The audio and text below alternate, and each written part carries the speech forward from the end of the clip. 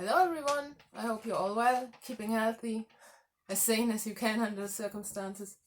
So I've promised to make a video and I hope it uploads this time and answer some questions, and some people have actually sent me some questions to answer, so I guess I'll just start. I'll start with something funny. Somebody asked me my favorite fact about John, Duke of Suffolk, and my favorite fact about him, there are many, but I've chosen this one, is what I call a medieval version of Make Love Not War. John is quite well known actually for not being very willing to commit in any sort of conflict. It's not entirely correct. He did fight, but he wasn't very keen on it. And he was pretty late in committing to any side in the first phase of the Wars of the Roses, and he only ever fought in battle for the first time at the Second Battle of St. Albans. He was not, in fact, present at the Battle of Mortimer's Cross, which was some 2 weeks before the Second Battle of St. Albans, and we don't actually know where exactly he was, but there is a hint, because almost exactly 9 months after the Battle of Mortimer's Cross, his first son was born. So it's possible he was quite literally making love, not war, at that time. I'm just enjoying this fact. It's relatable in a way. Okay, the next question. Since we're sort of already on the subject, I was asked what I would think if I found out that Frances Lovell had a mistress. I think this refers to me always pointing out that we can't know if Richard perhaps didn't have a mistress, or even saying that I think it's likely. And if I found out that Frances had one, I guess my reaction would be, hey, look at this, look at this, look at this, until everybody was sick of me saying it, because I don't think it's anything bad or reflects badly on medieval men if they had a mistress. And in fact, with Frances, who I think, and I detail this in my book, had some sort of trouble with sex, I think it would actually be nice if I found out that this was not true. So yeah, my reaction would be, hey, that's cool, look!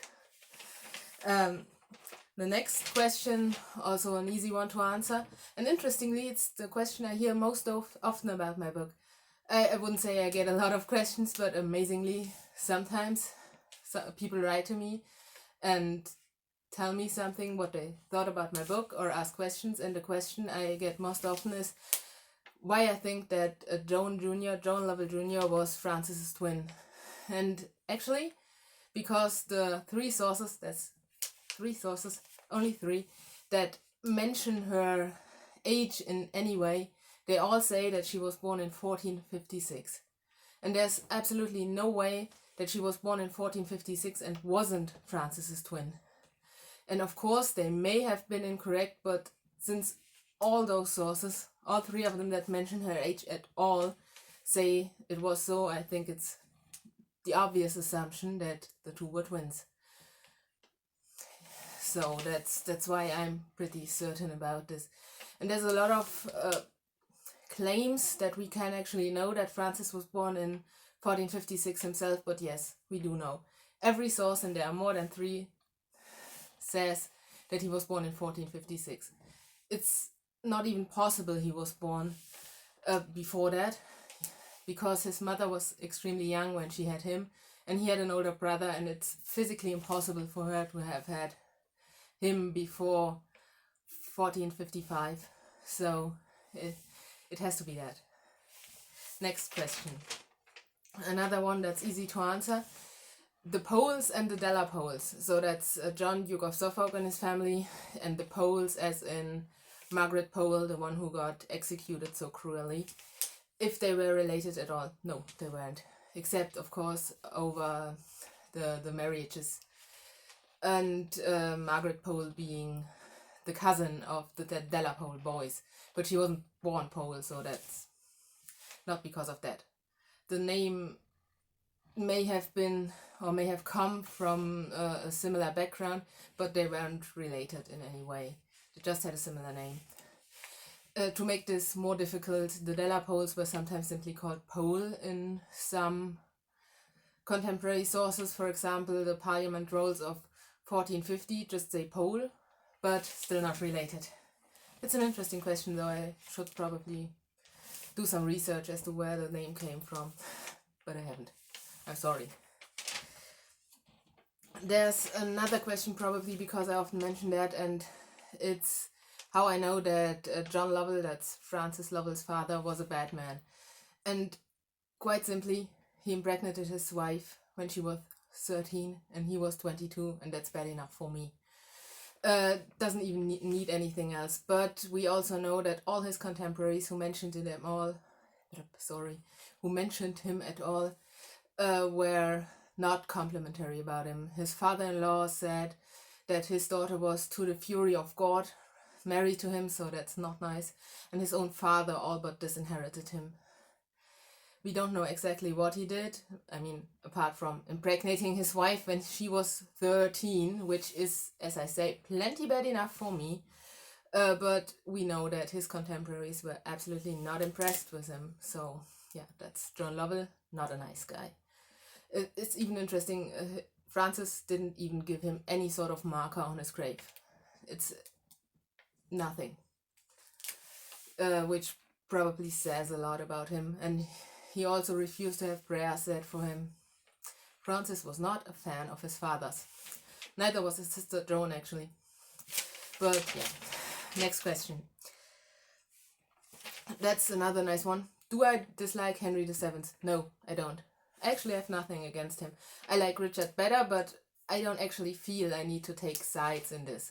They've been dead for over 500 years. I can like one without hating all his enemies or something. I do dislike that in some quarters, especially older history books, he can do no wrong. Whatever he did, it was right. For example, there's one that's not even all that old. One book that actually claims that what happened to Richard's body after Bosworth was unheard of kindness. And it really wasn't. It was the opposite. But that's not Henry's fault that some people fall all over themselves to say that he could do no wrong. I don't dislike him. I dislike some of his extreme fans, and to be fair, I also dislike some of Richard's extreme fans who insist he could do absolutely no wrong. It's probably easier for me to bear because I like Richard better, but it's still annoying.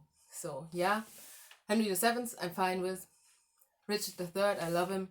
Extreme fans, stay away from me. Next question. Oh yeah, about the pre-contract of Edward IV and Eleanor Butler. Do I believe this? I definitely think Edward was absolutely 100% capable of this. Edward was not a nice guy, and he usually did what he wanted. And if he had wanted to marry a woman and then stay quiet about it and marry someone else, he would have done it. I think some evidence suggests that he did do so. For one, Eleanor Butler got some lands and manors from him around the same time that this marriage would have taken place, and it would have been very, very convenient for Richard in a very short time to have come up with this and made sure that there are absolutely no details contradicting it, choosing a woman he can't even really have known because she was dead by 1468 when he was still only a teenager. So I think on the balance I believe it, but I wouldn't say I swear to it or it's most definitely a fact. But I tend to believe it, yes. And now finally for the big question, probably everybody who talks about the Wars of the Roses has to answer at some point. What do I believe happened to the princes in the tower? Well, I'm of the conviction that they didn't die, or of course they died, they're dead now. They didn't die in Richard's reign, and they weren't killed by Henry VII, or at least not as princes in the tower. I'm not sure if I believe that Perkin Warbeck was one of them, but if he was, and then Henry VII naturally had him executed, that doesn't really count as killing for me, because he had committed treason against him. He was an adult man by then. It's not killing, it's executing of a traitor. That's fine. And yeah, why do I believe they survived? For one, I don't think this has anything to do with character. I'm not making any character claims. I don't think either of them were really the type to do this, but that's not much of evidence. And I think it's more logic. If Richard had killed them, he would have said so, because what's the point? If he wanted to stop them from rebelling, someone else could always have claimed they were them. And then he couldn't have said, no, they're dead. How do you know? Yeah, so if he had killed them, he would have said it. And the same for Henry. He could have just simply claimed he knew that Richard had them killed. He could have taken some sort of evidence and shown it, so why not do it? Plus, when the aforementioned Perkin Warbeck turned up, he could have known that it could not be Richard of Shrewsbury. Is it Shrewsbury? You know who I mean. And then he would have just said so, and he wouldn't have started digging and believing it might be him. And it's pretty well documented that he thought it might be Richard of Shrewsbury, however you pronounce that. And I also think that everyone's behavior speaks against either of them killing the princess, or also Margaret Beaufort doing so, because why would she not have told her son, honestly? I think that with Richard, who is always seen to be the most likely suspect, that it's unlikely that all their relatives, their sisters, for example, for Elizabeth of York, we have evidence in her own writing that she liked her uncle, and she might have been callous about it. But all her sisters, her mother came to terms with Richard, her grandmother, Cecily Neville, her aunt and uncle, Elizabeth and John of Suffolk, her cousins, that all of them, not a one of them, would have turned against Richard is a bit hard to believe for me. But again, we're going into character, and that's hard. Yes, and the same for Henry. Elizabeth's sisters seem to be on more or less good terms with him, and it's hard to believe all would have been fine with it. So I believe they survived, and possibly they were in some northern manor of Richard's, or were sent to Burgundy to be with their Aunt Margaret. I don't know, I just don't believe they were killed by anyone. And now, thanks for listening to me ramble. If you have any more questions, just ask them, I might answer. Bye bye.